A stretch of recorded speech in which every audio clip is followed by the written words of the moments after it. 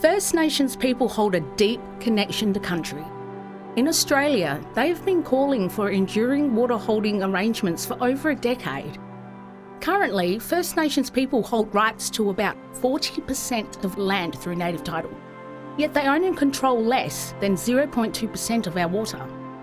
To recognise Indigenous peoples as traditional owners and self-determining peoples, the inclusion of Indigenous representation in decision-making and governments for rivers and water bodies is vital. In New Zealand, we are quite lucky to have had Te Tiriti o Waitangi, which is the treaty between the Indigenous peoples and the government in New Zealand, which kind of provides a foundational agreement, I guess, for Māori to participate in all decision making, but specifically on climate change. And so there are processes in place to include our voices. It's still not enough. It's still nowhere near where we should be contributing. And like Brad said, Indigenous peoples are going to be the first to be impacted. When I think about our marae, which are our community houses, I guess, for our Māori people, I think 90% of them are either in flood-prone areas or coastal areas for obvious reasons. That's where we gathered food. But now, as we face climate change, they're most at risk.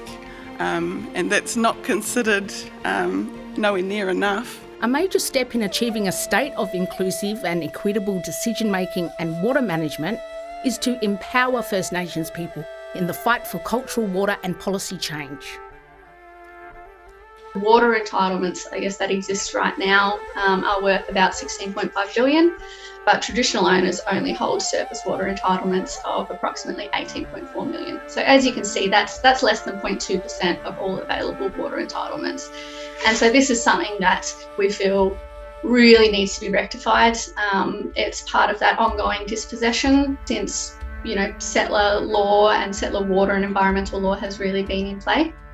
And it's something that we're really trying to bring to light, and we think that cultural flows can really play a part in that. The quote has been taken from the Equitable Declaration, which states that water entitlements must be legally and beneficially owned by Indigenous nations of a sufficient and adequate quantity and quality to improve the spiritual, cultural, environmental, social and economic conditions of those Indigenous nations.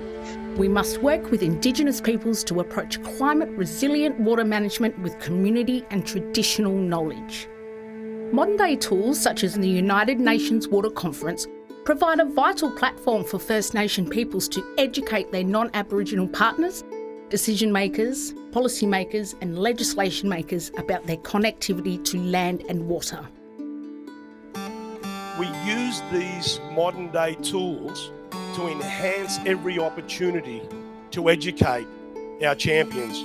We understand that they're afraid of saying the wrong thing, asking the wrong question, but we create safe environments where we can have the courageous conversations, the necessary courageous conversations, for you not just to talk with us, but to walk with us. Take you on a journey of understanding, and that two-way knowledge exchange is where you learn about our culture, but we also get to learn about mainstream ways of making decisions, unlocking the opportunities through legislative instruments, policy development, and turning our communities into empowered communities that are capable of making the necessary decisions about their cultural footprint.